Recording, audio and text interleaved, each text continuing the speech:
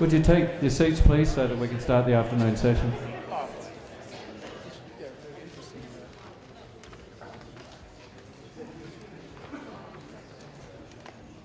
So it seems to me after 9 years we've come full circle. It used to be the case that we emphasised estimating the cost of capital. And I think we started to realise that cross-sectional differences in growth are potentially so great, and we're not even sure what growth really means. And now the emphasis is changing somewhat to let's work out what's going on with growth. In fact, my mentor, Stephen Pemman, would claim that risk and growth are the same thing anyway. So we really should be focusing on that in combination. Now, just because he's my mentor doesn't mean I necessarily agree with him on that, but this session is all about growth. This, for those of us who teach FSA and valuation, is one of the big problem areas. We all know that we forecast out for a finite period, we sell the students on this model, and then we kind of punt on growth. And this clearly is not that satisfactory. We have 4 experts to talk very much against each other, I would say. I've listened to what these people are going to talk about the importance of growth in their model, and why it may or may not be important, why it may or may not be estimable. The first of these people will be my good friend Stephen Monahan, with whom I've worked, and I know how he thinks, and I highly admire the way he thinks. He's very insightful. He has some very insightful comments to make about the academic models of growth. But largely what Stephen will be doing will be setting the stage. Stephen will then be followed by Nick Morandi, whose emphasis in his work is on private equity investment. And I'm not going to steal any of the thunder, but he's not likely to agree much with what Stephen says. Then we're going to go on to listen to John Freeman, who works in an interesting market that I at least am not that familiar with, and I guess most of us aren't. This is the secondaries market, which he's first going to explain and then talk about the role of valuation models within that market. And finally, we've got Yuri Zies, forgive me if I haven't quite pronounced his name correctly, who's with Macquarie Bank and has worked extensively on infrastructure valuation and has some interesting insights as to the role of discounted cash flow beyond just valuation. These people have a great deal of experience. They have very extensive bios. I'm not going to spend the time repeating what's already in the document, but I recommend that you read it to see just what a great panel we have here. Without further ado, over to Stephen.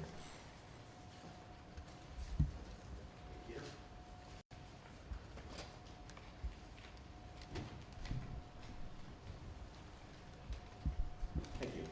So, the title of my presentation is Non-Steady State Forecasting, which I'll hopefully be able to explain to you what I mean by that in a moment.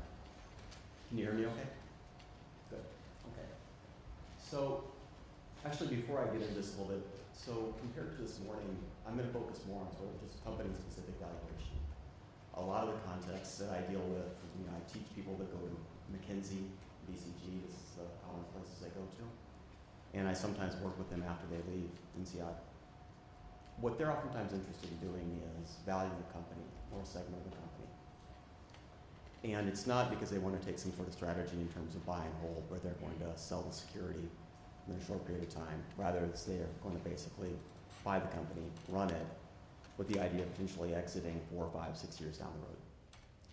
And so this is less sort of about how to create portfolios that will allow you to basically generate risk-adjusted returns, and more about how to value companies. And obviously that's a big topic, so I'm just going to skim on the surface.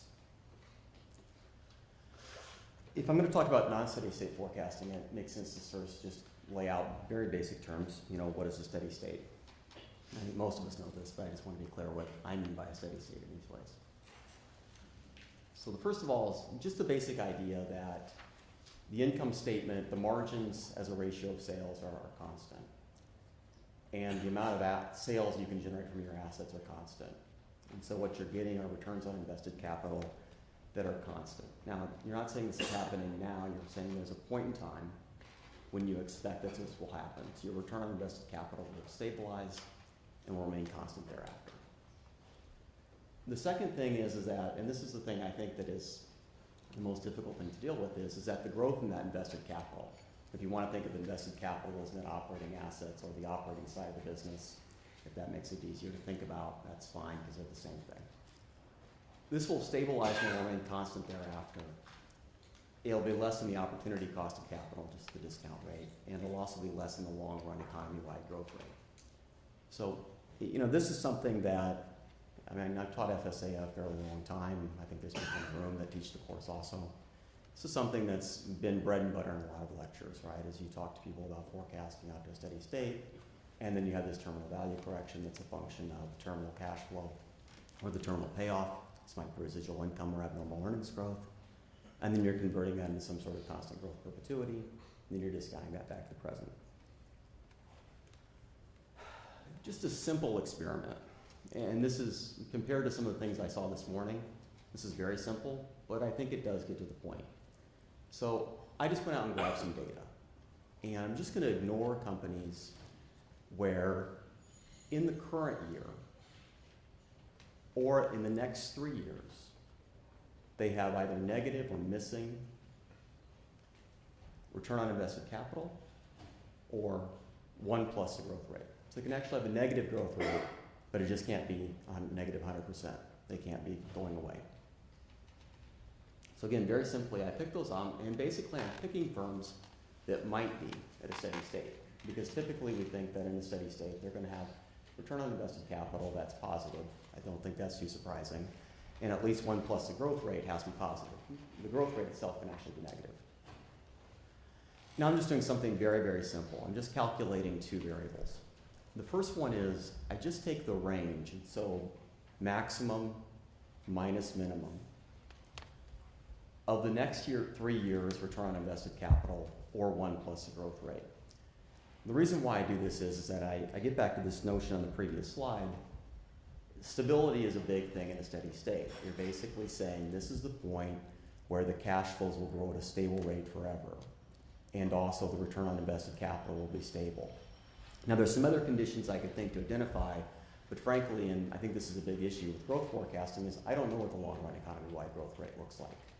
I know what we talk about it as being sometimes, and we throw around numbers like 3%, 3.5%, but I really have no evidence that suggests that's true. And I certainly don't know what the cost of capital looks like.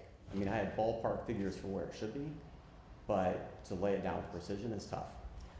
But I do feel like I know stability when I see it, and my basic idea with stability is something like standard deviation, but in small number of observations, a good measure of the standard deviation is the range. And then I'm just saying this is a percentage of the return on invested capital in the current year I'm looking at. So I just have 2 variables.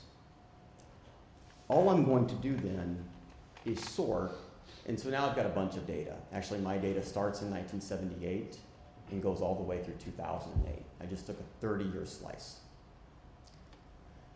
And I'm going to sort on the range of my growth variable, and I'm going to form 5 portfolios. Bottom 20%, next 20, next 20, next 20, top 20%. And then I'm going to do the same with my return on invested capital variable. These are the range variables. So I'm sorting on volatility, if you will, or sorting on stability. Now, there's some actually very interesting things about these cells. For example, there's a lot of firms out there that are incredibly unstable. But I'm not going to focus on those because I want to just make a very simple point. So I'm going to go and just grab this slice of the chart, that little 2x2 up there that I'm going to argue are the most stable firms. And then I'm just going to take a look at them. Wow, that really changed my voice, didn't it? Okay, so these are those firms. These are just, I'm going to look at medians because medians are nice. I don't have to worry about outliers or extreme denominators. And the first thing I notice about this is that even for my low volatility observation, so this top left-hand corner, That's still fairly volatile in my opinion, but once you get down to just the next corner, right? I'm not going down very far, I'm just going down one step on this graph. Return on invested capital is extremely volatile. I don't think anyone would ever argue that this is stable ROIC. And this is just a 3-year period, right? The whole idea with a steady state is it's stable thereafter. Growth is also very volatile, right? I mean, you're talking, here you're talking a volatility of 1/5 of the return on invested capital in the previous year. That's what the range is. Here you're talking a volatility of 10% or 12% there. So growth, even for these firms that I've carved out as being the most stable, you don't seem to see any stability. The second thing I notice is that these growth rates are not the kind of growth rates that we would typically think of as being below the economy-wide growth rate. In fact, and I'm never actually 100% sure where these numbers come from. I sort of know where they do, but the economy-wide growth rate that people tend to throw around, and I can usually say it in polite conversations and not have people disagree with me too much, is 3.5%, at least with the United States companies. But even if it's double that, then these firms are the only ones they're still above it. And these firms are clearly, this is just not sustainable long-run growth rates.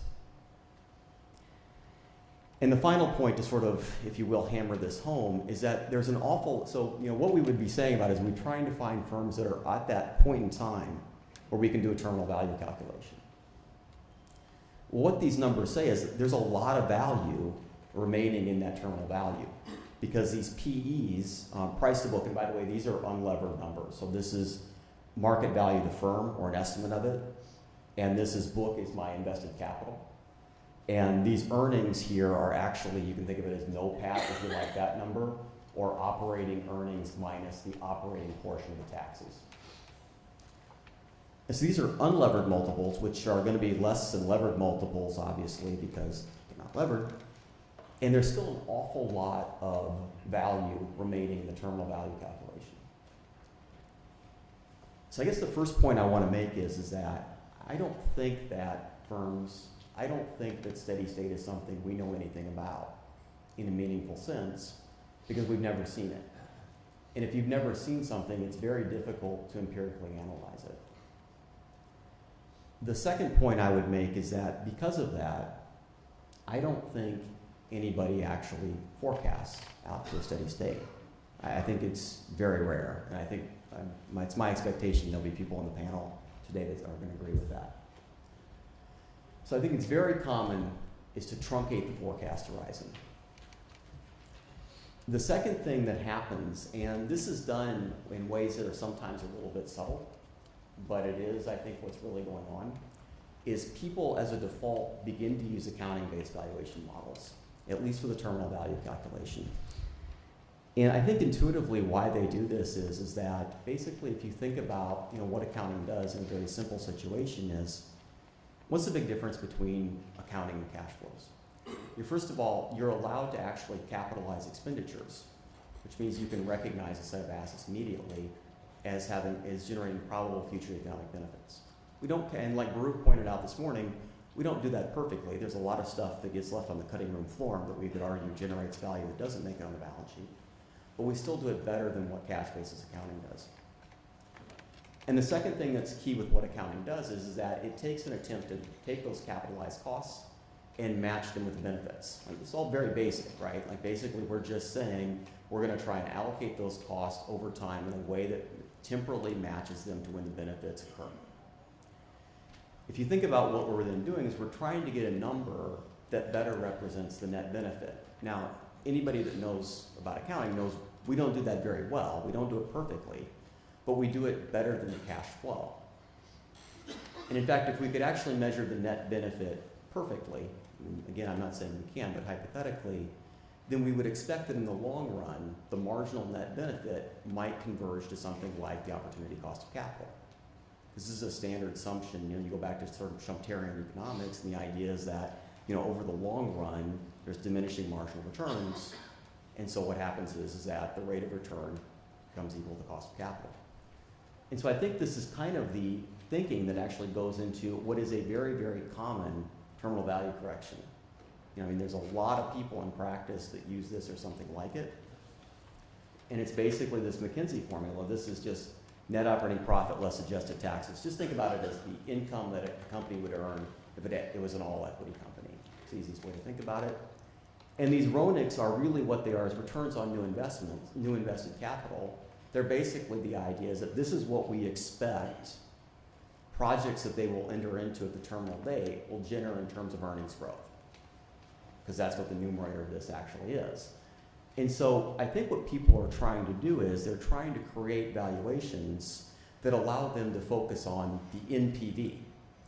Because the one thing, if you think about, you know, most managers understand, most people that are buying assets with a serious view towards managing the asset, they understand NPV. They understand cost structure. They understand the ability to take the assets and generate sales from them. They understand sales growth.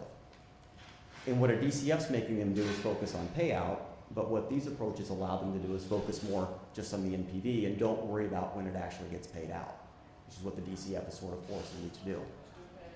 So I think this is why people use use accounting-based valuation models. And if you think about it, earnings multiples are just an example of an accounting-based valuation model and extreme truncation. So all you're doing is and it's very typical to use earnings-based multiples, not book-based multiples, because the balance sheet can be a mess, but earnings can actually be pretty good as long as the error in the balance sheet is fairly constant over time. And so earnings-based multiples are really just an example of extreme truncation. The point that, the first point I want to make is steady states, we don't see them empirically. People in practice don't try and forecast out to them. I think sometimes in the classroom we try and get people to do things where it really amounts to taking a square peg and sticking it into a round hole. And so that's the first point I would make. The second point I would make is that when people solve the steady state problem, they truncate and they actually use accounting-based valuation models. And once you realize that they're using accounting-based valuation models, now again, it might be in disguise, but if you actually know what this is just an abnormal earnings growth valuation model. That's all it is, just under some very, very constrained assumptions. So basically take the paper, for those of you that know about it, by Ulster, Juttner, Nero. This is actually just a truncated, just a constrained version of that model. And so once you realize that's happening, then this estimate of G that we see people use in practice, or the multiple you use, it's going to be a function of the accounting. And the easiest way to think about this is that think about investment. In this equation here, the thing that really matters is whether or not there's growth in investment. If there's growth in investment and that investment isn't correctly capitalized on the balance sheet, then this growth rate will be a function of both the accounting and the economics. And so if you're forecasting out to a point in time where you believe they're going to continue to grow their investment, which I think is something we almost always do, because we rarely assume investment's going to stop growing. For certain assets we might, but for company level we never do. Then if you think that investment's not going to be perfectly capitalized, then you're going to have growth in your earnings, and you're going to have RONIC that's not a manifestation of the economics, it's a manifestation of the accounting also. So that's the second point I'd like to make. Okay? And I think what these things leave me with is a lot of unanswered questions. So I think once you start about the idea that people truncate, and you see people truncate an awful lot in practice, what you haven't seen people in academics do a very good job of is, first of all, recognizing this is true. I'm not, at least me, okay, so I'll talk about me. I won't talk about other academics in the audience because you're a sharp bunch. You may have figured this out a long time ago, so I may be telling you things you already knew. But we sort of pretend like this isn't true. But I think if we really want to be instructive, then I think, and these are empirical questions, I don't think it's going to be easy to write down a model that's going to actually solve these things. But I think it would be interesting to talk about questions like, what's the optimal truncation point? So how far should I actually forecast, and at what point should I stop explicitly forecasting and do a terminal value correction? And it's no longer, and it's not going to be a steady state, because frankly, it's simply not possible. Like what happens is you forecast further and further out, it's fairly obvious, but the benefits are you get closer to a steady state. The drawbacks are is that you lose tremendous amounts of precision. Now, people call this bounded rationality, basically, but that's the gist of it. The second part of this is that, does this truncation point vary across firms? And you have to believe it does, right? Like, you're going to have to believe that for some firms, your ability to forecast with precision is much higher, so you can extend the forecast horizon. But the opposite side of that is that for those firms, you may not need to extend the forecast horizon as much, because basically they're so stable, the amount of NPV they're generating is very small. So you can capture that in a short forecast horizon. We don't know anything about that trade-off empirically, and it would be something I think we'd be interested to know, and I think if we could do it well, people in practice would like to know about it too. And so sort of what are these key firm attributes? What makes some firms where you want to forecast over a longer horizon? What makes it other firms where you want to shorten the forecast horizon? I think then the second thing to get into is, what is the optimal way of calculating the terminal value?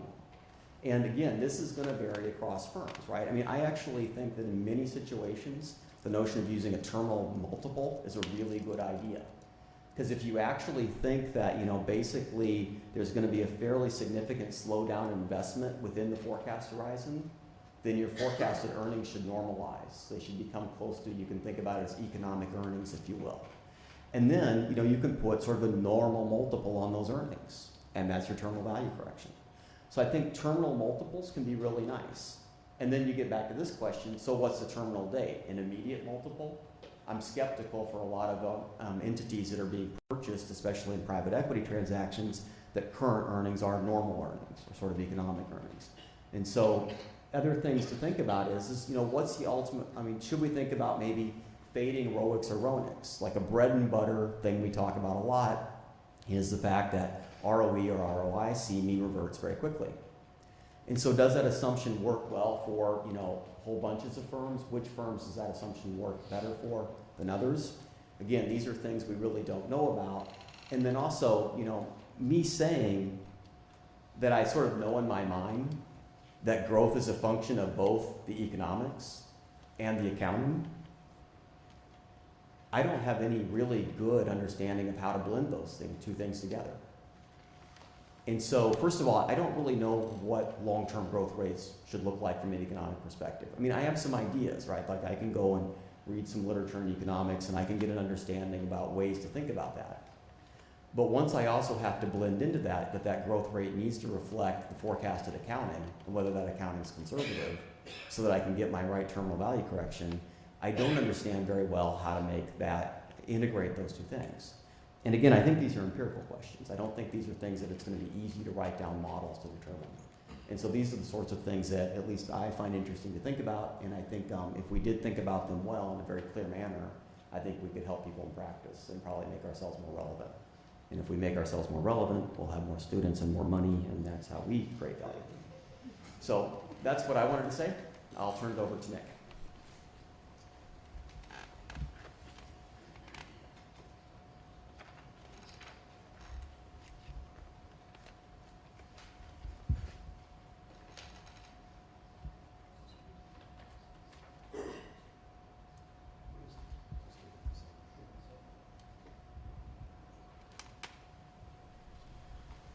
Peter, you mentioned at the start that I wouldn't agree with much of what Steve said, but actually I agree with most of what Steve said, in fact. And there was a comment right at the end about the forecast horizon, the initial period of the forecast horizon, and how it ought to differ by firm. And I think I've very rarely seen a forecast horizon, the initial period, the discrete period, that isn't either 5 years or 10 years. Almost never have I seen. I don't think I can ever remember seeing 3 years or 6 years or 7 years. So that in part explains the skepticism that I think people in practice have with DCF, because more likely than not, the way that it's been done is by taking a standard template, 5 years or 10 years, that's how it's been truncated, and you stick the numbers in and off you go. So that is one of the reasons why we are very, very sceptical about DCF-based valuation measures. In the next sort of 10 or 15 minutes, what I'd like to do is just provide a summary of how people in private equity use DCF, and they do use it relatively rarely, but it is used. And by way of background, because I think it's sort of relevant for where I'm coming from on this, just a very quick explanation of what I do and what my firm does. We are a private equity fund of funds, So we invest in private equity funds which are themselves buying companies. So we provide the capital to those funds who in turn then buy the underlying businesses. What we also do, and I won't spend much time dwelling on this because I know Jonathan is going to spend most time talking about this topic, we have a large secondaries practice, which is where I work, where we are buying funds which are already relatively mature. So we are looking at the underlying companies in those funds, and generally they're 3 to 7 years old. So we are not assessing the quality of the manager that is managing that money on our behalf. We are assessing predominantly the quality of the companies, and we have to come up with some view of valuation because we are buying an asset pool. We're not just providing blind pool capital to a general partner. And we also buy portfolios of assets. And then we have a manager. We appoint a manager to look after those on our behalf. So just quick bit of background in terms of what I do and how I view DCF is either when I talk to our GPs and I ask them how they're valuing their portfolio companies, or when we are considering an investment, how do we essentially value that investment, assess that investment opportunity. So just to start, the two ways, I guess relatively obvious ways in which private equity managers use DCF. Firstly, when they're assessing an investment opportunity for themselves, and secondly, when they're reporting the valuation of their portfolios back to their LPs, back to their investors. Generally, that's done every quarter, particularly in the US. In Europe, it varies. It can be done every 6 months, but every quarter there is an obligation now, almost across the board, to provide updated mark-to-market valuations. I've mentioned secondaries, which is what I do. Jonathan will talk more about this. We do use DCF. We use a form of discounted cash flow in secondaries. But if you think about what we're doing, which is buying generally portfolios of funds, and there might be 10 funds or even 20 or 50 funds in a portfolio that we're acquiring, there might be anywhere from 100 to maybe 500 underlying companies in that portfolio. And so coming up with a DCF valuation for each business is essentially impossible. But we are using DCF. On the first 2 points about how direct private equity managers, so GPs that are buying assets, how they use DCF when they're assessing investment opportunities. Clearly they rely on advice. Most advisory firms who provide that advice would use DCF. When they come up with their 20, 30, 50 page books, valuation books, DCF is almost invariably one of the valuation measures that they use. But I don't think I've ever come across a GP when you ask them the question, you say to them, do you really care about the DCF valuations that matter to you? They would never really say it does. I mean, it's a cross-check, it's a reference, it helps to support the other valuation measures that they use. It's there, but they don't really pay a huge amount of attention to it.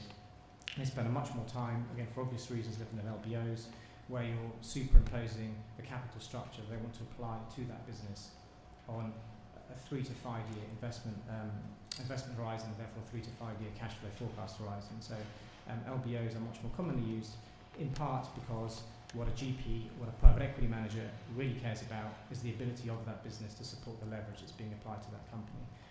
And their investment horizon, which I'll come on to, is very rarely beyond 5 years, certainly not in private equity. It is an infrastructure, but in private equity, a general partner would never look beyond 5 years when they're assessing the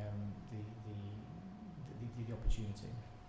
So DCF is used, but as a supporting measure rather than as a way of pricing an asset. In terms of reporting, it varies hugely by general partner. It is almost never used by venture funds. Some venture assets, frankly, don't have any cash flow, so using DCF just doesn't make any sense. You have to rely on revenue-based multiples, so it's extremely crude, but that's all you can do. It is more prevalent amongst larger funds. Typically, they're buying larger assets, which are deemed to be more stable, more predictable, near steady state that Steve talked about. And so where we do see common use of DCF, it's typically at the larger end, not so much at the mid-market, and as I say, never in growth capital and venture capital. And it is always used as a secondary valuation measure. Investors like us, who are backing these general partners, who are receiving the valuations on a quarterly basis, we would regard DCF with huge scepticism. I mentioned this at the start, but if we find a general partner that is providing us quarterly valuations that are solely dependent on DCF, that's a huge red flag for us. The amount of discretion that they have in coming up with the growth rate, with the WACC, and with the forecasts for us is often, of course, for concern, in part because historical experience for us suggests that GPs that use DCFs are generally overvaluing their portfolios, sometimes because they're fundraising, and interestingly enough, you do see general partners shift towards using DCF slightly more commonly when they're fundraising because they're trying to support and buttress the valuations of their portfolio. But we do not like, as a general rule, GPs that use DCF to value their portfolio companies. Why don't we like it? I mentioned the investment horizon is 3 to 5 years. GPs themselves don't focus on DCF because of that. They're looking to exit a company 5 years after their initial investment date, sometimes sooner. And I think it's fair to say that most portfolio companies in a private equity manager's portfolio will never reach steady state. I mean, the whole point of private equity is that they're trying to implement operational change, management change, buy and builds where they're acquiring companies and increasing the scale of the company. So during the investment horizon of a GP, it's extremely rare that a GP would ever believe that after their investment period the business would have reached steady state. Also because it is in the interest of a general partner to leave some value on the table. It significantly increases the appeal of an asset if at the point of exit the owner can refer to the fact there are some identifiable value creation opportunities. It might be a new plant, it might be a new customer, some form of capex, and being able to identify that and explain that to the buyer, particularly when many GPs these days are selling to themselves through secondary buyouts. Private equity managers are selling to each other. A new private equity buyer wants to buy that asset, wants to believe that there is some new value there and there is a significant growth opportunity. So that's another reason why DCF is generally speaking inappropriate. There's a comment there at the bottom, competing measures. What we generally do see, and I'll come back to that in a second, in terms of our experience on the effectiveness, when we do see DCFs, how accurate do they tend to be? Our personal experience, because we buy both buyout and venture, when we have tried to forecast out the performance of our venture portfolios, our experience is woefully inaccurate. We have to hit both a multiple and an IRR, so our investors care about cash-on-cash returns, how much they generate in terms of multiple and how quickly do those cash flows come back to them. Our accuracy in terms of IRR is appalling, and I think the whole industry's accuracy in IRR is appalling. It's better on the multiple side. But if you're trying to forecast out how a venture portfolio may perform and when the returns may come, when the exits may occur, I think it's a losing battle. We do look at broker forecasts, generally for greater understanding of the sectors in which business operate. But again, we would never really pay huge attention to broker forecasts in terms of how the sector may grow in any great detail, or a particular business may grow in any great detail over the next 2, 3, 4 years. I think this is also sort of supported by academic research. Brokers are enormously pro-cyclical, so when times are good, they tend to exaggerate the valuation of the business. When times are bad, they do the opposite on the way down, and they are slow to react. So if we were to rely on broker forecasts to give us some sense to how a listed business may perform, that may be taken over by a private equity buyer, broker forecasts are almost the last resource we would turn to. And Steve, you made a comment about WACC. Even if you had the right growth rate, even if you had the right terminal multiple, unless you've got the right cost of capital, but you're discounting that terminal value at, it's still a waste of time. So given the huge amount of discretion that a valuer has over the WACC, you just change that by 0.5 percentage point, 1 percentage point, it will dramatically change the valuation of the business. So, that's another reason why we struggle with it. And actually, a colleague mentioned to me yesterday, and I haven't checked this, I don't know if it's true or not, but the placement doc for Facebook, I believe, was predicated on the basis that Facebook would have a 5% terminal growth rate, and therefore, in a few years' time, be greater than the US economy. So, even very high-profile IPOs are not immune to the issues with manipulation of DCF-based valuation approaches. What we do see, and what we prefer to see, if GPs are going to use DCF, we prefer terminal multiples rather than terminal growth rates. Whenever we look at a business and the value of a business, the single most relevant piece of data we can find about the valuation for that company is what have other companies sold for. We look at the point in the cycle they've been sold for, But if we can find what other buyers, particularly corporate buyers, have been prepared to pay for those businesses, that for us is far more valuable than any DCF-based measure, because we know that at least there's a real figure there. Someone has been prepared to pay that value for a very, very similar business. So we prefer to see a terminal multiple, and generally we prefer to see multiples-based approaches, particularly where GPs are reporting back to their investors, because they're supposed to report on a mark-to-market basis, which is what multiples will allow you to do. I've talked about LBO. Reversion to mean, and I'm sorry, I think I should move it forward onto the slide. Reversion to mean, when we look at multiples, we try and understand where the business is in its cycle. So if the multiple today is at, let's say, 10 times, and we think that might be a high multiple for that business, it may be because the profitability of that company is at the low point in its cycle, and so we want to adjust for that. So cyclically adjusting the multiples. GPs actually haven't really done that historically. Interestingly enough, it sounds so obvious and such a basic, unbelievably basic thing to do, but they're starting to do that more and more now. So adjusting the earnings for their company relative to the cycle in which that business operates, to the extent that that's possible. And lastly, a qualitative assessment. All well and good to come up with some view of intrinsic value for a business, but a general partner will probably spend, so a private equity manager or investor will spend as much time, if not more time, understanding the cultural fit between their management team and the management team of the underlying business, the quality of the management team, their ability to comply with social regulations, environmental regulations, all of these things that ultimately will increase the value of that business at exit. They spend more and more time now looking at those soft factors, which over a 3 to 5 year period, where you're having a very close day-to-day relationship with the management team. Again, it sounds perhaps obvious and a bit flippant, but understanding that cultural fit in those relationships for a general partner investor, that can really make the difference between pursuing an investment or turning it down.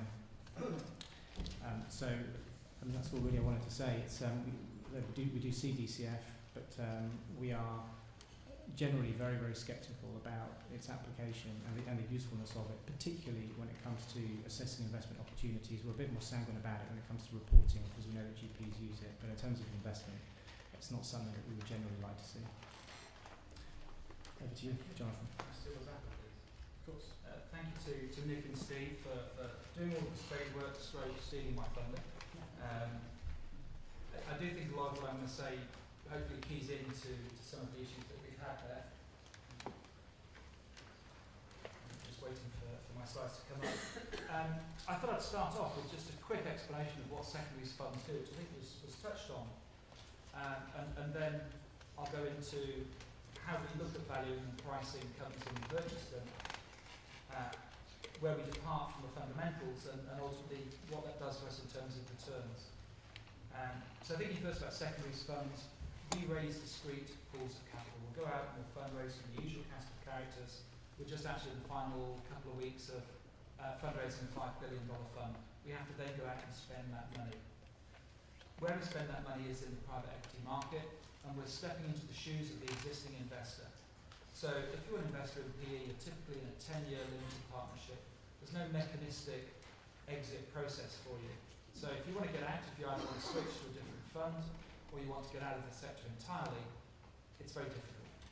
The secondaries market evolved as a response to that. So what we effectively do is step into the shoes of the existing limited partner. It's a business that has its roots in we call those LP positions, purchase of LP positions. Fantastic, and we've managed to move on a wee bit. Here we go. There's also been a bit of an adjunct which has grown from that, which is what we call the direct space. So apart from just buying portfolios of positions, obviously all hot air stuff like that, apart from buying portfolios of positions in underlying private equity funds, we also buy bunches of assets, little groups of assets, which may be sitting on the balance sheet of a bank, insurance company, corporation. As Nick alluded to, we'll take those assets, we'll spin them out, put them into a new fund, put a manager in charge of them. We call those directs.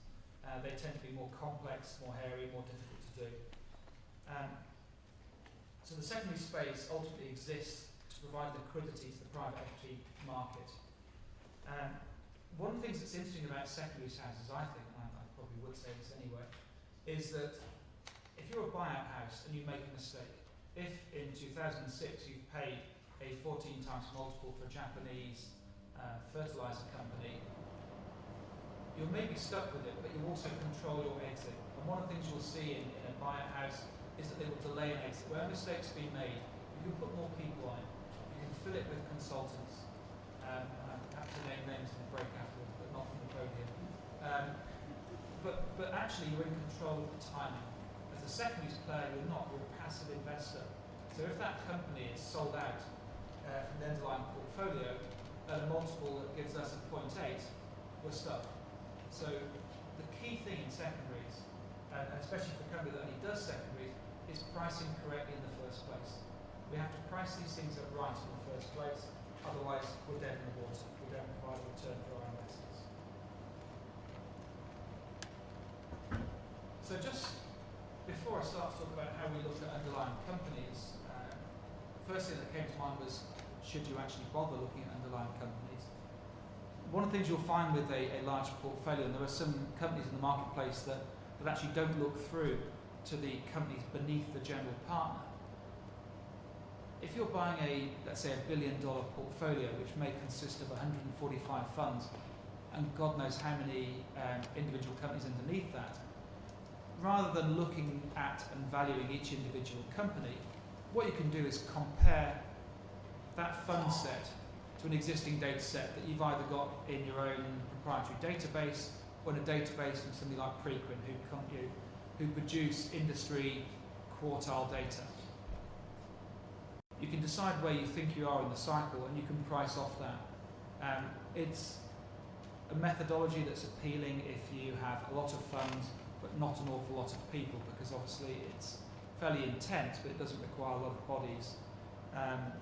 Collar has 50 people in the investment team, so I think you probably guess where we stand on the top-down versus bottom-up debate. So I'm going to spend the rest of my time talking about how we actually get into the nitty-gritty on companies.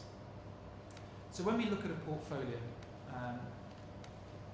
we always look at every single company within that portfolio. Now clearly there can be a huge demand in terms of resources. We could be looking at a portfolio that has, I think the largest one I've looked at had something like 220 funds in it. Huge resources required. We will split 80-20.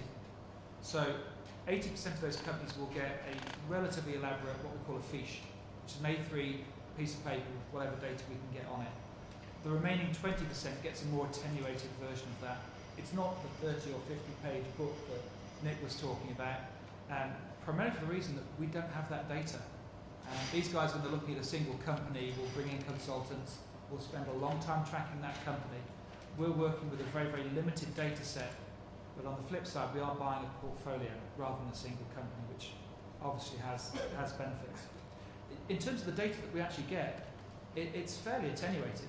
We'll typically get, we'll go backwards a couple of years. My preference is always to go back at least as far as acquisition, preferably a year before that to date, but we don't always get that even. And also to get a couple of years looking out ahead as well. So literally 2 or 3 years. Our truncation point is very close to us. We're very, very aware of where it is. And we're getting that data in terms of sales, EBIT, EBITDA, looking at debt. We'll also be looking at the capital structure of the company. How is the investment actually being made? Who's co-invested?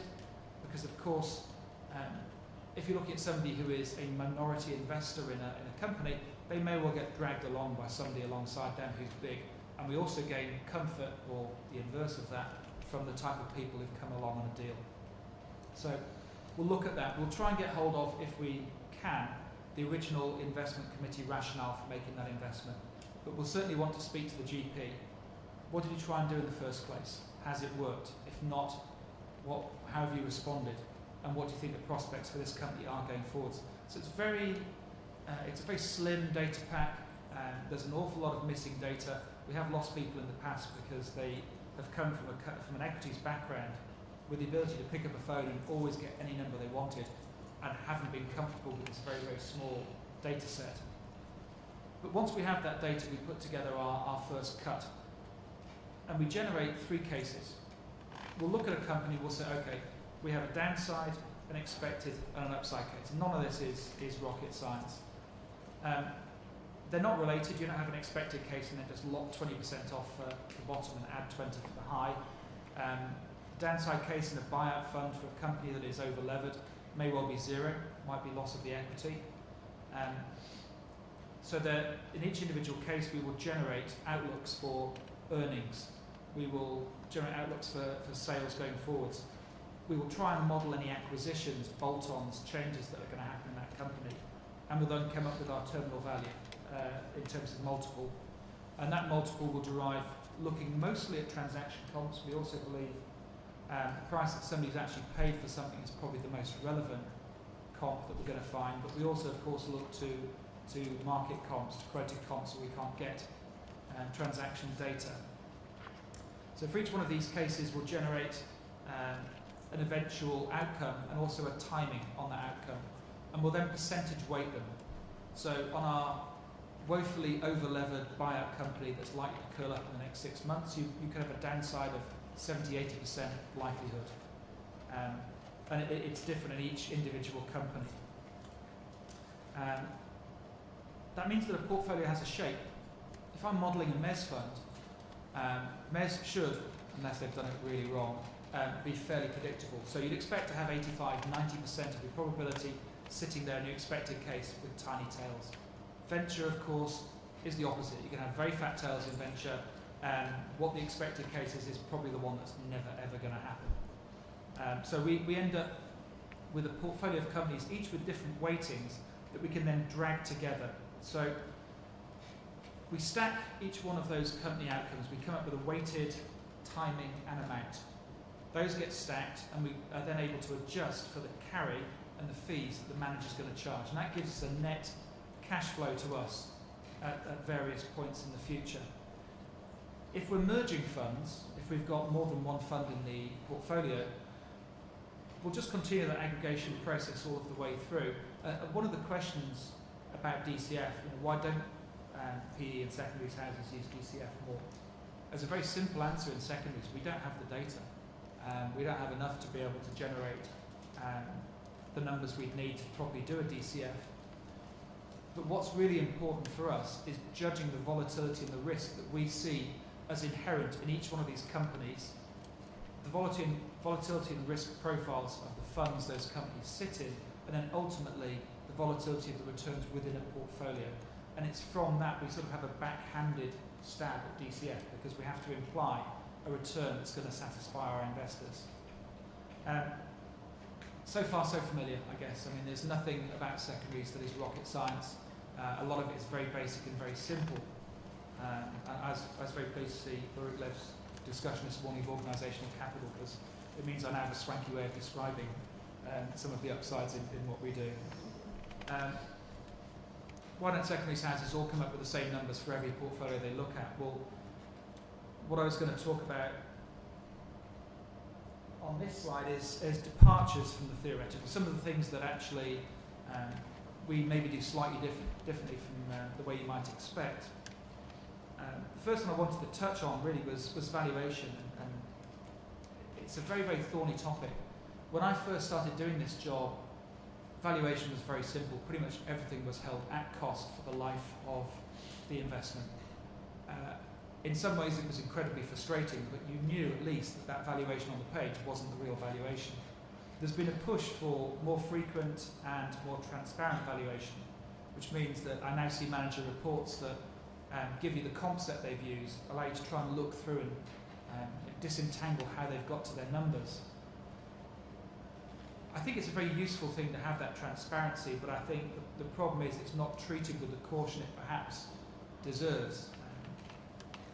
One of the issues we have with investors is that they will always look to the valuation in a fund document as the real value of that company now. And of course, the more you're tied into the public markets and the more you ignore the terminal value of that asset, the less your current valuation is actually meaningful when you're trying to sell that portfolio.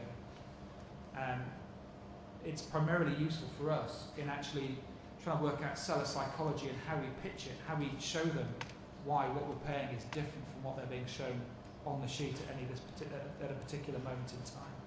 And on sort of frequency of valuation, God help us, the Australians have actually been pushing for monthly numbers on quite a few funds, so we'll see if that ever happens. One of the other things that are very difficult to slot in at a company or a fund level is issues around regulatory risk, currency risk, ESG, all of those things that are slightly floaty and hard to pin down. You can't really push them onto an individual company, but of course you do have to bear them in mind when you're looking at your portfolio. So what we'll tend to do with those, once the analysis has been cut and done, when we prepare our investment committee memoranda, they will always have a split out of how we see the risks in this portfolio, where we see the issues. And several of the topics there will be accounting risk. Have we got issues around GAAP compliance with these companies and these funds? Are there issues around ESG, currency risk? All of these sort of things will be explicitly set out. And it's then up to the investment committee to adjust the return that we require on that deal, reflecting those slightly higher level risks. One of the easiest traps that our analysts often fall into when they first start is thinking that more data is better data. And there's a fantastic psychological study where a group of psychologists are given a data set, and it's very small at first and very sparse, and they're given progressively more data. The interesting thing about it is that the actual accuracy of their predictions don't change across any of those data sets, but their absolute certainty does, which is a very, very dangerous trap for anybody looking at assets. And what I tell our guys when they look at a company for the first time is to read through the report and write down 3 things that encapsulate their view of that company and where it's going. Then go away, do all of the detail, plonk the numbers in, spend hours doing that, but come back at the end and look at those 3 things, because often they'll find that the data and the numbers have walked them marginally and slowly, piece by piece, away from that original premise. So one of the problems that I found is you end up with a bit of data blindness, if you like. One of the other tools we use to try and avoid that is we have several stages of reviews. I know that sounds like nothing more than being incredibly hierarchical, but you have to preserve a culture of challenge. I definitely view, I don't know if the debate's been had, I think valuation is an art as much as a science, and it's an opinion. Each valuation of a company is an opinion, and if we were a hierarchical company, I sit at the top of the analytical chain, I sign off everything that goes to investment committee. If we had a hierarchical business, the entire company would be investing on the view of John Freeman and 2 others who sit alongside me, which, much as I like to big myself up, I'd say would be incredibly unwise. So you have to keep the ability for everybody within the company to challenge. So we have several fora throughout the investment process, culminating in one where the entire investment team's in a room or by video conference, and we'll go company by company. That allows us to discuss not just that individual company, whether that particular outcome, set of outcomes, feels right for that company, but also, has the GP done a good job overall? Where does this sit in terms of our view of the world economy? So it allows us to unpack some of those sort of bigger ideas down at the individual company level with sort of a proper straw man for discussion. And then finally, in sort of the theoretical realm, one of the things we've always tracked subjectively, but we're starting to put a more objective measure on now, is something that Nick touched on. GPs, God bless them, they do try hard, but they're not always, I was about to say entirely truthful. I don't think it's deliberate lie-telling, but optimism sneaks into the numbers somehow. One of the things that you become aware of very quickly is that valuations move upwards with the markets far more quickly than they move downwards. A GP during fundraise will have much nicer valuations and higher valuations. Cynics might point out, of course, that's because the companies are mature and ready to be harvested, but I'm slightly disbelieving of that. It's something that we always have to bear in mind, we discuss during an analysis, but we're now actually starting to systematically track GP expectations company by company, and then eventually track those when the company is sold. As I said, we're still populating this database. It doesn't have an official name yet, but it is provisionally called the GP bullshit factor. I suspect we'll end up with something slightly more decorous at the end of the day. And that keys in slightly to manager competency. Something that has a huge effect on the way we view companies is a good manager will exit later and a lower number than the opposite way around. A bad manager will exit later and at a lower number than a good manager.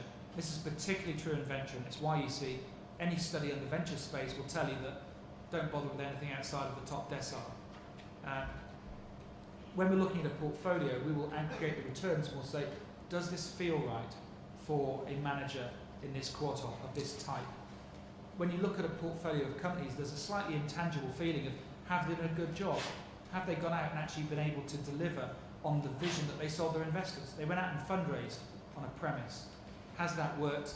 Has the market been kind to them? And are these the kind of multiples that we would expect to see with the benefit of hindsight? And Nick has the tough job because he invests in blind pools at times. Well, not you particularly because you're secondaries, but blind pool investors always feels like a bit of a hit and hope to me. We at least get to go and kick tires and be slightly smart after the event, which suits me very well. So, in a hopefully not vain attempt to try and draw this all together, where do we actually end up in terms of portfolio risk and return in secondaries? We've got something like 200 limited partners in our funds, so trying to gauge investors' risk appetite is tough. It will change across time. But the one thing we're certain of is that they've all signed on the dotted line and committed to our fund. And there is an implied risk appetite because of that. Because we've gone out, we've marketed secondaries as having a particular risk profile. Generally speaking, where secondaries sits when you compare it to other PE styles is it should be slightly lower return, lower risk. You're buying into mature portfolios, so the cash gets spit out more quickly. So even though there's a lower multiple, the premise is that there's a higher velocity of capital. You're able to invest in funds over and over more quickly. PE houses have less diversification, and venture, of course, is the most volatile of all. When we're trying to blend together the deals that we're looking at, as I said, we kind of have a backhanded way of getting at DCF. We know what our investors expect from us in terms of our returns. But when we're buying portfolios, a primary buyout house follows Birdseye or TM Lewin or any one of 100 companies. They follow them closely and they're able to buy in at a particular time. As a secondaries player, we have to be reactive to whatever deal flows in the market at that time. It goes away very quickly. So when we're pricing a deal, we have to bear in mind the volatility that we think we're going to get out of that deal, the risk we're taking on. We will blend a portfolio, and typically we'll have a couple of deals that are high multiple but take a long time, so the IRR is low. We'll have some deals that are the opposite. They may only deliver a 1.3, 1.4, but you get a 50, 60% IRR. So we'll blend all of those in a portfolio. If we start to feel we're taking on additional risk because of concentration or some other overarching factor, we put that into our pricing. If we've got 40% Scandi deals in the fund and we get offered another one, our pricing drops a couple of percentage points to reflect that concentration. I've got an infrastructure guy on my left, so I should sort of look forward to infrastructure. One of the things we have with buying mature assets is very short time frames to exit. Our truncated point is kind of obvious to us. We buy much more volatile assets by comparison. We can't have a 30-year outlook on a stable business. We're able to buy much more jumpy assets, I think, because we're buying closer to their end point. And the assets that we're buying are a mix of everything from venture through IP, through all sorts of stuff. So we will typically end up at the close end of a 5 bill fund, which is what we currently have, with something maybe in the order of 150 funds, 80 general partners, and probably 1,500 underlying companies. So they end up very, very big portfolios and incredibly diversified. That's an awful lot of supposition and statement, but I thought I'd actually leave you with just the fruits of something that I looked at when I was involved with fundraising a wee while back. Look at the actual volatility. I've talked an awful lot about how we predict things. Well, how has the record stacked up against the way we thought these things would come out? When we look at the individual company level, as Nick said, it's pretty ugly. It's particularly ugly in the IRR sense. Multiples a little bit better, but there's an awful lot of deviation at the company level. By the time you come up to the fund level, that's smoothed out a wee bit. The underlying funds that we invest in. So you'll see much less volatility. By the time you stack up to the portfolio level, last time I did an analysis of this, the multiple that we achieved versus the multiple that we had predicted was only different by between 3 and 5%, depending which fund you look at. So diversity definitely plays through in secondaries. The fear of stuffing it up, that importance of pricing it right in the first place, seems to have driven fairly reasonable pricing mechanisms. IRR is an awful lot more different to that, but I think generally speaking, our organisational capital, that model, has tended to work and be replicable. And that's probably more than enough for me. So thank you.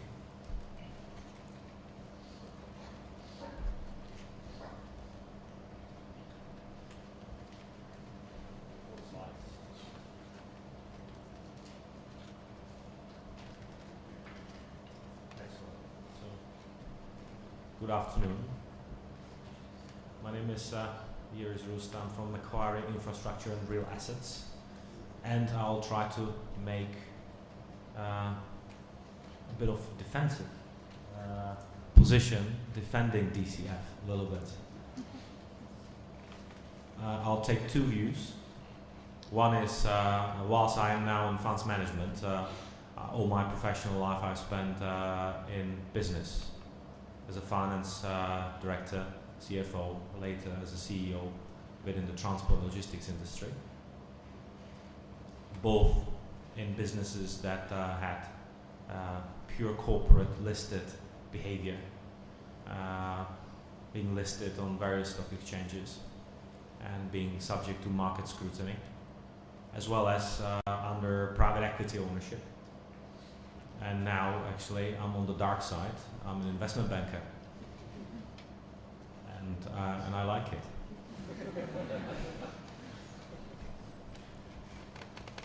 Before I go forward, I need to make a disclaimer. These are my views.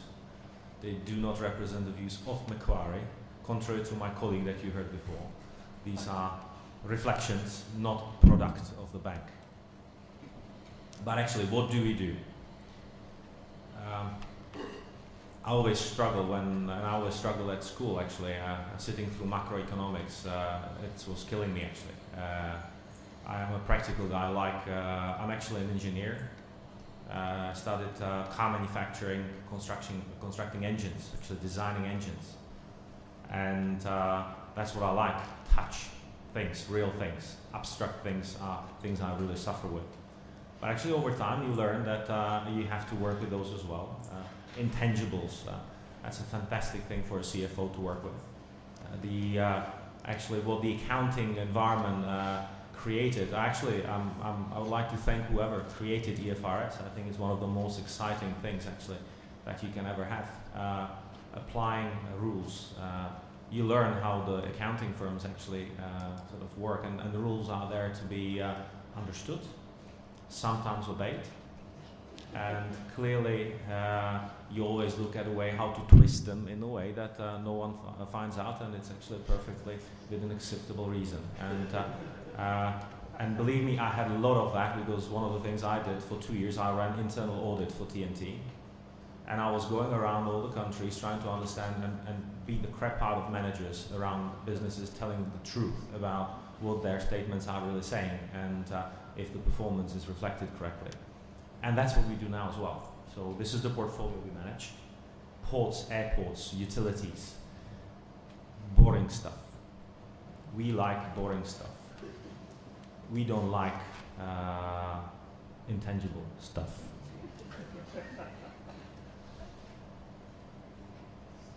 Now, DCF. Why am I making a case for DCF? Now, what else would you want to do than design a business plan? If you're a manager, how would you hold a manager accountable to tell you what to do, other than giving you a business plan? Business plan is most likely going to be reflected in the DCF. Probably a 3, maybe 5 year long actually, business plan. Then you take a view on terminal value. But actually you need that. You need that because it reflects. It's a very important point of reference. Now, when I move and put this into the context of infrastructure, infrastructure is a long-term investment business. minimum investment horizon is 10 years. It's usually 10 to 15, sometimes 20 year investment horizon. So you have to take a view over the long period of time. Infrastructure amortization periods are 30, 40, 50 years. And you have to plan your forecast of investments in particular in that context. You've got regulators. And the UK regulator is probably one of the most advanced and the one with the longest history, especially in the gas and electricity regulation, and has gone through enormous evolution. Regulators operate on a 5-year regulatory regime horizons, and within those they take views, they negotiate, they take very active engagement with the regulated assets, with the management of those regulated assets. And actually what we do as an infrastructure fund, we manage, actually I think all of you have pension, I assume. And one of our biggest investors is Ontario Teachers Pension Fund.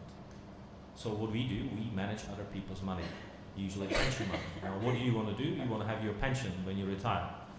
Now when you retire, you would like to make sure that that pension is regularly paid and in a regular stream actually. So what we do is we take your money and we invest it into what we think is the safest type of infrastructure, which provides steady, predictable, long-term returns, reasonable yields, and is providing us with the ability to actually influence and actually exercise our skills and capabilities, which we have, because we are not just bankers, we are a combination of bankers and industry experts in making those businesses perform better than their peers.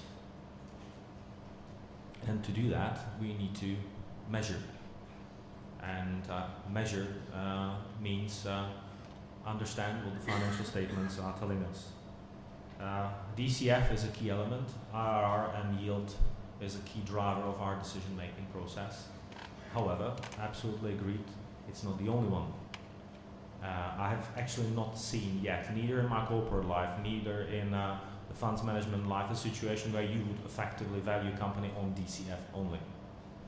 It's actually in every single subsector you actually look at benchmarks, you look at value multiples, whether it's in a regulated business, multiple of a regulated asset base, so you have asset valuation models, or whether it's a multiple of profitability. In more GDP or consumer-driven businesses, which are still part of infrastructure, you apply what is relevant to specific class of asset, one, for a specific country, the second, for a specific industry, and even for a specific size and life cycle of that specific business. And you need to take that into consideration. Generalizing is impossible. It's the other extreme, and you can really do that probably when you look at portfolios, large portfolios, so you actually overcome all that difficulty. But we are unfortunately on the other side. We have to deal with every single company. We have to take that into consideration, and in that, approximation is limited. We look at scenario. Scenario is very important. DCF is a great tool to actually enable scenario planning, whether it's a P50, P90, P30. And it's a bottom-up scenario. And what we do, because we are very lazy fund managers, is we force our assets to do that. We make sure they are equipped. They've got analysts which are educated by yourselves, that know how all this works, that can model. If they don't know it, we teach them how to model. So everyone in the bank can model or has went through the suffering of being a graduate, dropping out of the university and then spending 16 hours a day locked in the office, eyes on the computer screen and knowing how to model. That's actually how many people started, but actually I didn't. I was lucky enough to go into the banking already past that, so I'm pretty happy about that. Now, what's the value of DCF in our view? We actually have a view, or I have a view. My view is that DCF value goes beyond description of a value itself or value creation. just the fact that we're discussing DCF, whoever invented it, I think didn't even comprehend what is the value of DCF. You use it for the very traditional exercises of valuing, describing value. You have cross-references that you apply. You drive your assumptions through very heavy scrutiny, discussing with industry experts, discussing amongst managers, discussing amongst other experienced people with advisors, whoever is relevant to help you to understand the individual type of opportunity that you're trying to value. We tend to, and in the business in particular, when you are running companies, in the day-to-day, you have probably reasonable visibility for the next 3 years. Beyond that, you start extrapolating. You follow trends. There are things which you can actually work with in a more structured way, like CapEx. If you have long-term infrastructure investments, you model those forecasts really precisely for 10, 15-year horizons. Then you have consumer businesses where you simply don't do that. You extrapolate, you start extrapolating very quickly. But you still want to have that visibility. And in infrastructure, we do model for 30 years. And then we have our terminal value at the end. But actually, the point that I was trying to make, which I think is very important, is how is value communicated? And please think about DCF as a step away from the mathematics of it. But actually, what it is what you find out. It's actually a point of reference. DCF, valuation, is a point of reference. If there is no DCF, if there is no valuation, there's discomfort of the investment committees, of investors, as to actually you want to spend the money, but have you done the work? Are you sure? Have you considered all the risks? Have you considered the alternatives? What happens? Have you modeled the leverage appropriately?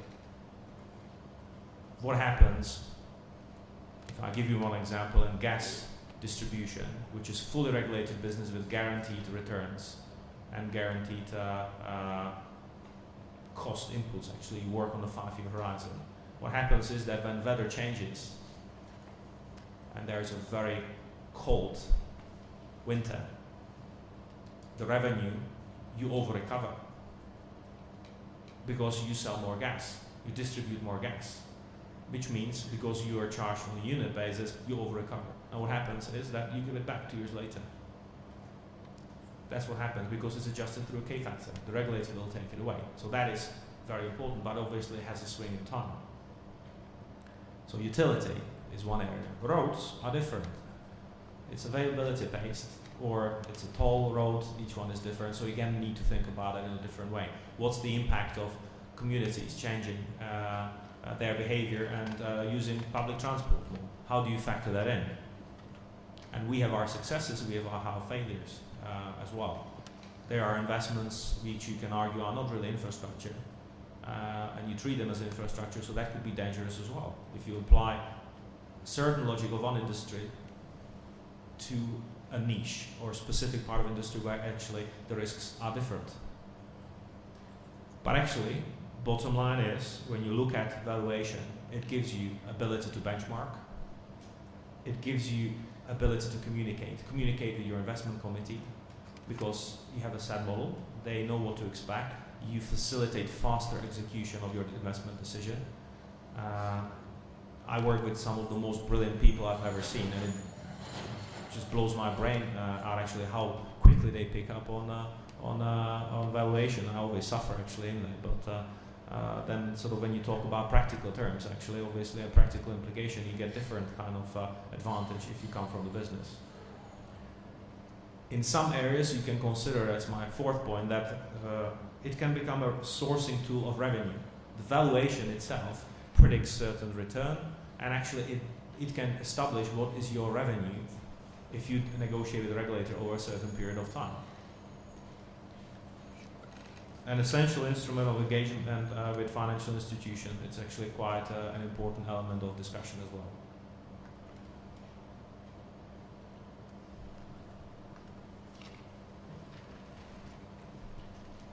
But actually, DCF has significant limitations. And that's what we do every time we use it. We use it extensively, but we are very wary of its limitations. Very small amount of businesses behave in a linear way with the DCF and with our assumptions, with predictions, and we have to take that into account. There are sectors which behave more predictably, others that don't.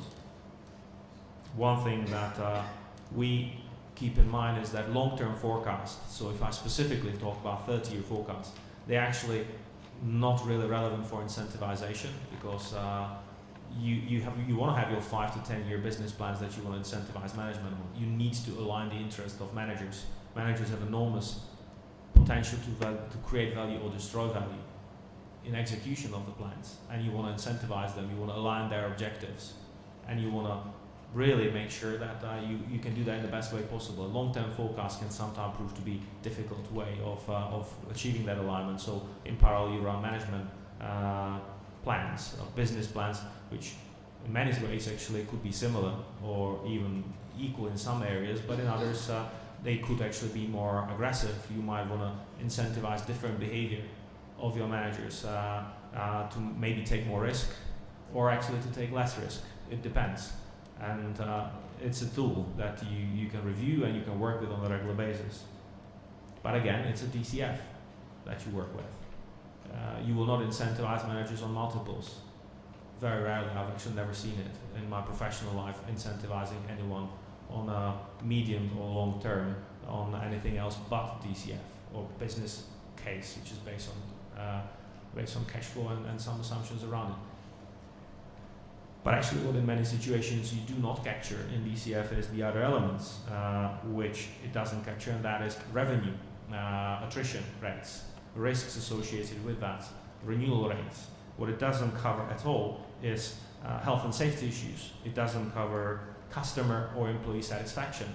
It doesn't cover innovation potential of the company. It doesn't cover internal efficiency. It doesn't cover sustainability of the decision. Part of that, you can argue, could be the sort of intangible value of that business, and we discussed it earlier on today. And it's very, very hard to value that in infrastructure. Very, very difficult. So we tend not to, because it's simply something you have to take a view on. It's a limitation, but it's actually something that we always have to take a view on in terms of understanding how we make a decision about a particular investment. So, what we see as a trend in infrastructure in particular, I would probably say there are two distinctive groups of infrastructure assets. There are regulated infrastructure assets and unregulated infrastructure assets. The regulated assets have really a substantially tougher environment to operate in. They have to respect and obey rules in a way how they communicate with the regulator. And discounted cash flow or business plans and business models are in many ways a key element of communication between the company and the regulator. Not the only one, but a very important component of it. So we don't think there will be significant change. It actually goes through evolution, constant evolution on a 5-year cycle. What you discuss are parameters. You discuss your WACC, what's the leverage that is allowed, what is the level of investment that the regulator would like to stimulate, which means are you going to invest into new pipes or new businesses or not? There's enormous influence coming from the European Union with changes in regulation, which impact the way how we look at that and how it drives valuation. It can destroy value because change, it means it creates unpredictability. Unpredictability in infrastructure is a bad thing because it increases obviously your risk.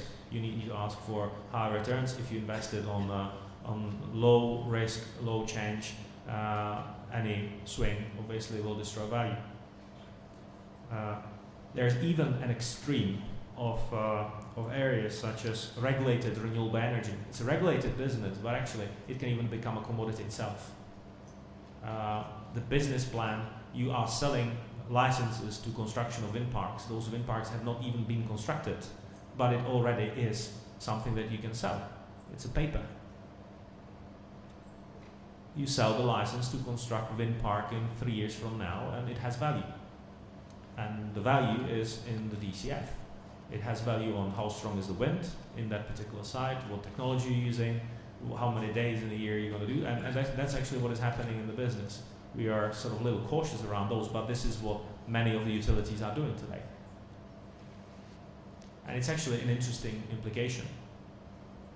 There are unregulated businesses where we would consider DCF much more similar to what the private equity would consider, which is it's a complementary element, and other valuation methods are in many ways more relevant or specific and need to be taken into consideration. You want to have very specific areas of focus when you do that. So to conclude, I'd like to offer sort of 3 conclusions of how we see, how I see actually, impact of DCF or long-term growth forecast. They are not perfect.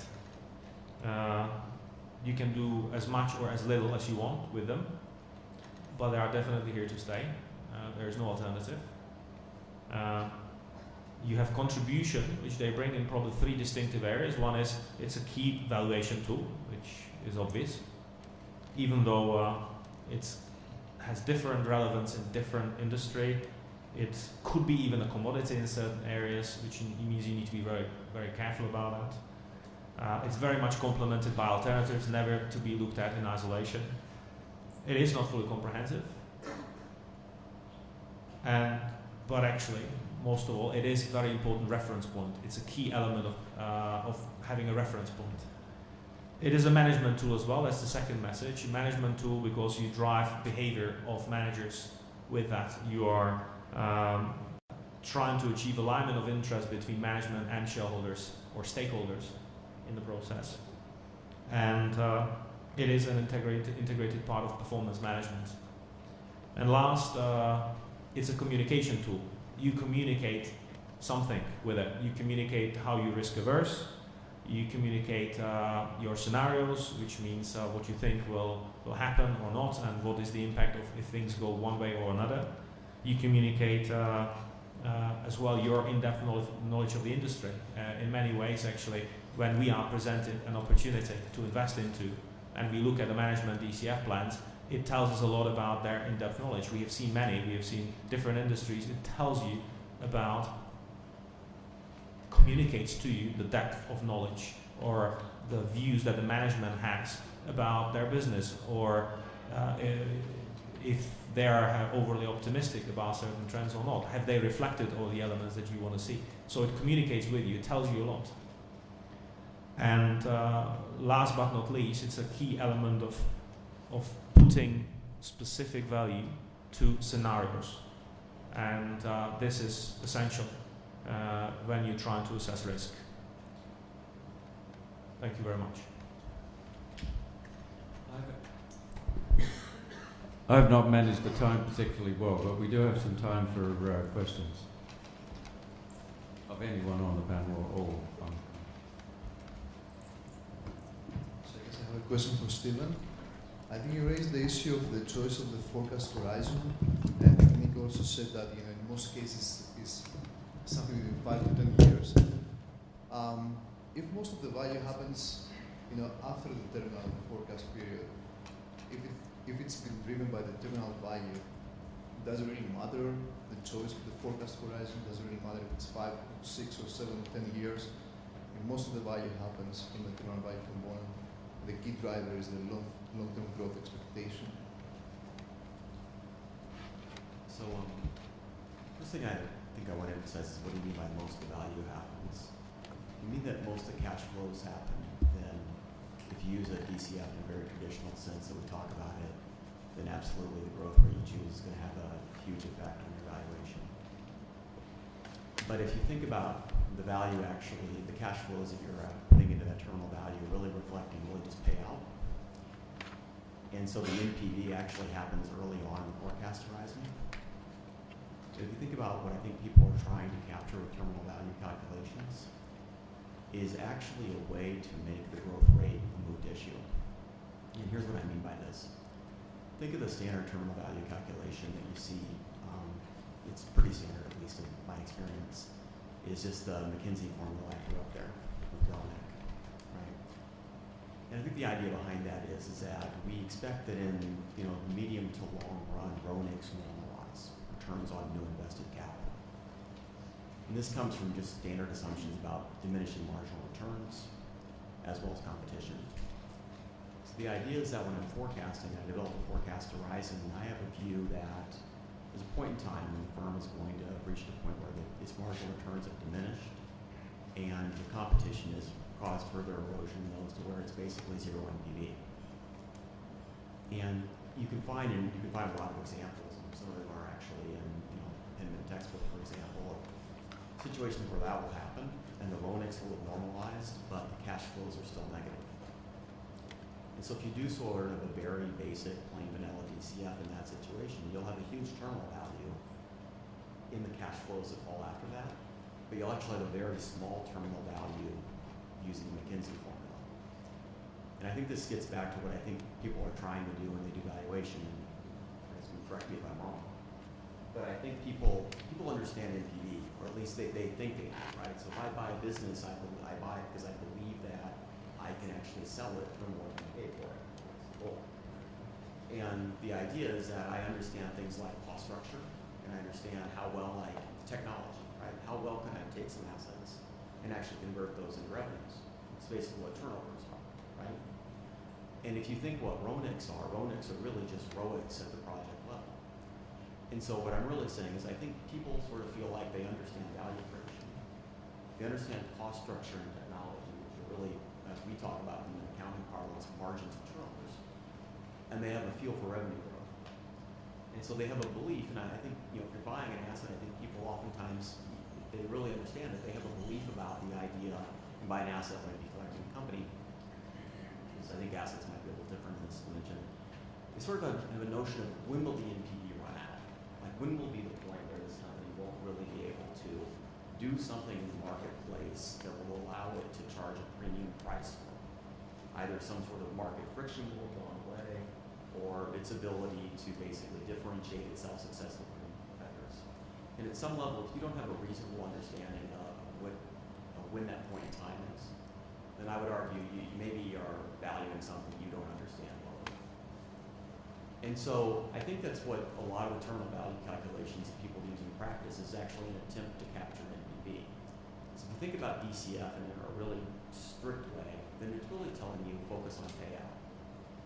But then if you really think from a first order perspective, payout's irrelevant. Payout policy is irrelevant. Payout isn't irrelevant, but payout policy is. So companies can wait tremendously long-term periods of time, building up huge, massive amounts of cash flows, and ignoring second order issues that can be pretty big, like agency costs, taxes, etc.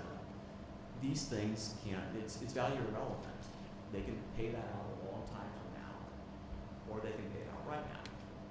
And it's not right now, but what DCF is telling you is that you have to actually forecast that payout.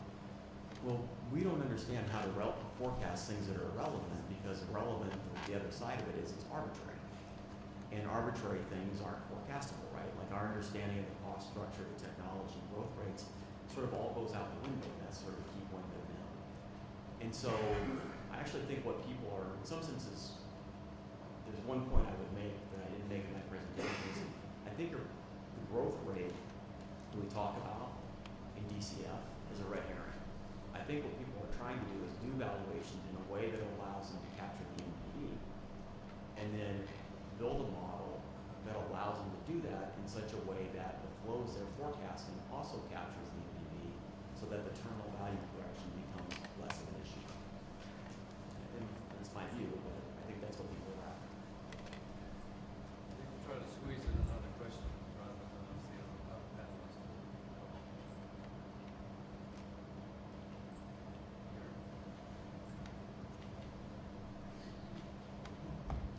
Thank you, gentlemen. Wonderful. I'm from Hong Kong, and the other day I was studying the developers there, property developers, some of whom are very rich, even in the Hong Kong context and globally, actually, and asking the question, what's the source of their margin? What allows them to be this wealthy? One could suggest, building flats very efficiently, that kind of thing. Picking up on what Steve just said, we have a wonderful cross-section of expertise here. And I might ask you guys the same question, but both inform us and also as inspiration for our students and so on. You guys wear very nice suits, you're well-spoken,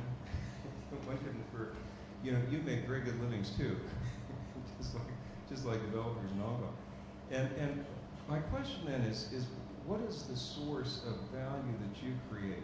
You could frame it in terms of the DCF model. You could talk about your colleagues, what they do, their good livings, whatever. And Steve, I think we have a pretty good feel for how you make a good living. I don't think I have a comparative advantage, but the other guys, what do you say to people when you're asked or you think about what is it that I do, right, that allows me to make this good living? Say in a DCF model, are you more able to accurately estimate those cash flows, or is it about the discount rate, or is it about choosing projects, or what is it that allows you to live well? I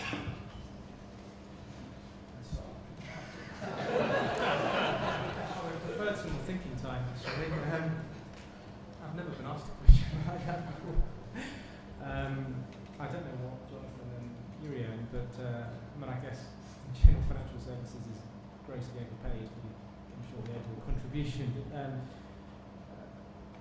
Why do we exist, I suppose? Why do firms like ours exist? And why do some firms disappear? At the moment, there are plenty of firms in private equity that are disappearing, actually, and there's a big shakeout underway. It's only just begun, and it's going to last for years, and it will result from primarily returns. Ultimately, we're only in business because we can generate satisfactory returns for our investors, and that's where we differ from sovereign wealths and from some pension funds, actually, because there are plenty of pension funds out there who do what Jonathan and I do, but have a regular supply of capital from their LPs, not from their LPs, from their investors, ultimately individuals, and they don't have to go out every 3 or 5 years and prove themselves and justify their existence, which is what, unfortunately, we have to do. But it's a great way to validate whether you're doing what you're supposed to be doing, and if you're not doing what you're supposed to be doing, you're out of it. You're supposed to be out of the job. So I don't quite know whether I'm answering the question, but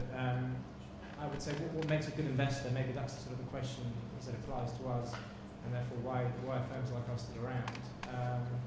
It's not making huge mistakes. Again, that sounds, as I mentioned, flippant earlier, that's a flippant answer, but one mistake, one poor fund, and you're out of business.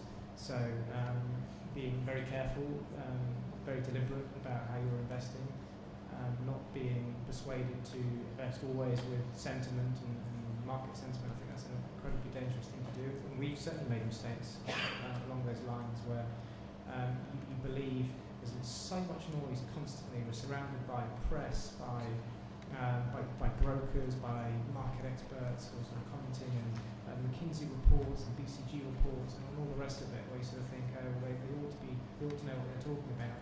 And then you turn around 2 years later, and those projections turn out to be wrong. So I said that we have a very healthy and significant degree of scepticism about DCF, and I think generally being quite sceptical about what you're doing and investing very carefully, and taking a step back. And the academic approach, in a way, unfortunately, generally doesn't seem to work that well in terms of what we do. I'm sure it works very well in other areas, but for what we do, guys coming out of business school and university thinking that the numbers will tell all the answers, it's such a dangerous way to approach investing, I think. So anyway, I don't know if that answers the question, but that's the advice I would give to me. I think you guys are off the hook. Well, I was going to say it's my skills of delegation, obviously, got me where I am. I think actually, if I keep it really, really brief, the probably most important thing for me in my job is curiosity, actually.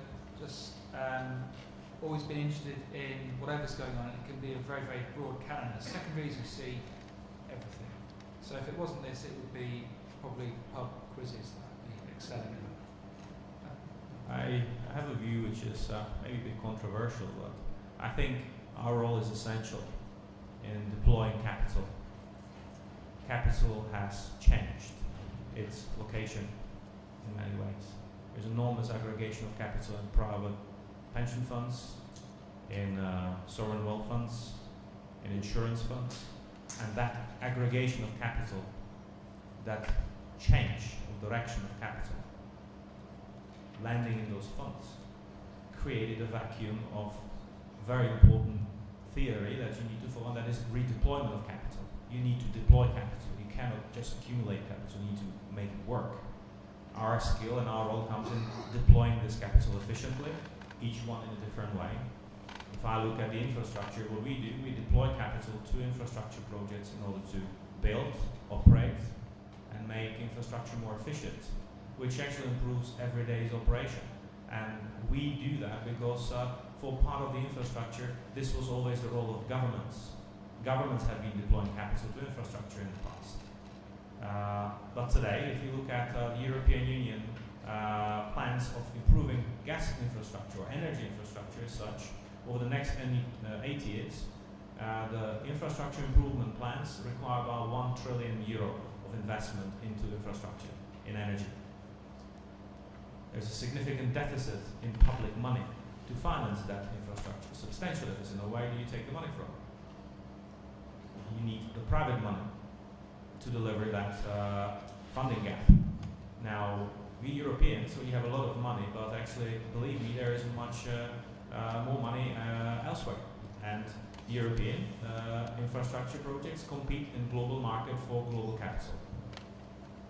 And the role of fund managers such as ours is deploying that capital responsibly to the projects that are valued project by project in an efficient way.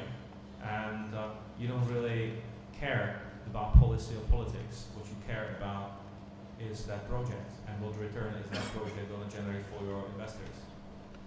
And you are valued and you are assessed on how efficient you are, and if you deliver that return that you said you will deliver, and you do it in the portfolio, you diversify your investment strategy, and you will do also funny, smart things, and you hope actually that the results are going to turn out the way you said they will. So I think it's a very responsible job, and a very difficult job. It's not easy at all. And there are roles in that are purely investment banking roles, and there are roles where you need to have the market and industry inside to do that with competence. Thank you very much, gentlemen.